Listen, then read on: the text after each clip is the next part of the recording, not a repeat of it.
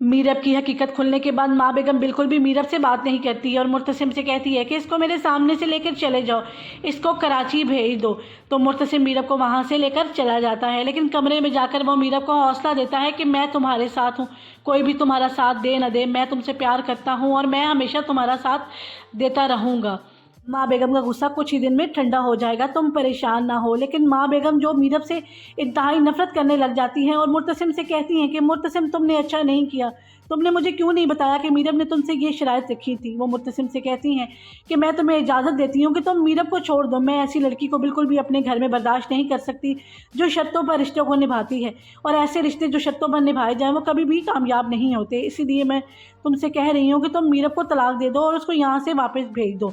हया पहले दिन से ही मीरब के पीछे लग जाती है और वो पहले तो मीरब के कॉन्ट्रैक्ट की हकीकत को सामने लेकर आती है और वहाँ पर मीरब को मुर्तसिम बचा लेता है। लेकिन दूसरी उसकी माँ बनने की जो हकीकत होती है उसको सामने लाने के लिए हया एक नई चाल चलती है और सीढ़ियों पे तेल गिरा देती है और मीरब का फ़ोन अपने हाथ में लेकर मीरब से कहती है कि लो अपना फ़ोन ले लो।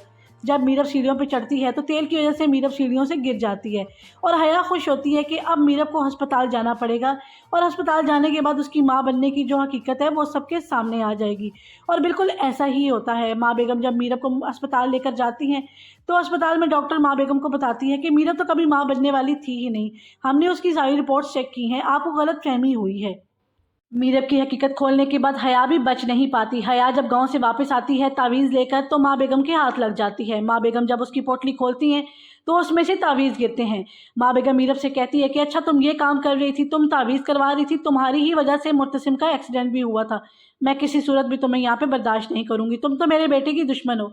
अस्पताल में भी मुर्तसिम माँ बेगम को बताता है कि मीरब की इस हालत की जिम्मेदार सिर्फ और सिर्फ हया है। इसलिए माँ बेगम हया से कहती हैं कि तुम तो जादूगरनी हो, तुम तो मीरब का भी बुरा चाहती हो और मुर्तसिम का भी बुरा चाहती हो। हालांकि हया बहुत यकीन दिलाने की कोशिश करती है कि वो मुर्तसिम से प्यार करती है, उसका कभी भी बुरा सोच नहीं सकती, लेकिन माँ बेगम उसकी एक बात नहीं सुनती और उससे कहती है कि तुम्हें हमेशा हमेशा के लिए यहाँ से जाना पड़ेगा और साथ फीना को भी जाना पड़ेगा, तुम दोनों ही इस घर की दुश्मनों, कभी भी इस घर का अच्छा नहीं सोच सकती। और माँ बेगम फीना और हया दोनों को हमेशा हमेशा के लिए गांव भिजवा देती हैं। रुहेल के बार बार बुलाने पर मीरब कराची जाने के लिए तैयार हो जाती है और मुर्तसिम से कहती है कि तुम्हें क्या लगता है कि मैं कभी वापस आऊँगी कि नहीं। तो मुर्तसिम उसे कहता है कि मुझे ये डर तो ज़रूर है कि तुम वापस नहीं आओगी, लेकिन अगर ये डर है तो ये बहुत ही खूबसूरत डर है। अनवर साहब मीरब को समझाते हैं कि तुम यहाँ से जा तो रही हो, लेकिन कभी भी मुर्तसिम जैसे हीरे को ना खोना। मुर्तसिम एक हीरा है और रुहेल एक धोखेबाज इंसान है। रुहेल के चक्कर में आकर तुम कभी भी मुर्तसिम से गद्दारी मत करना। अब देखना यह है कि रुहेल के हिस्से में डालेगी मीरब अपनी मोहब्बत या मुर्तसिम के हिस्से में डालेगी। नेक्स्ट वीडियो तक के लिए इजाज़त दीजिए। अल्लाह हाफिज़।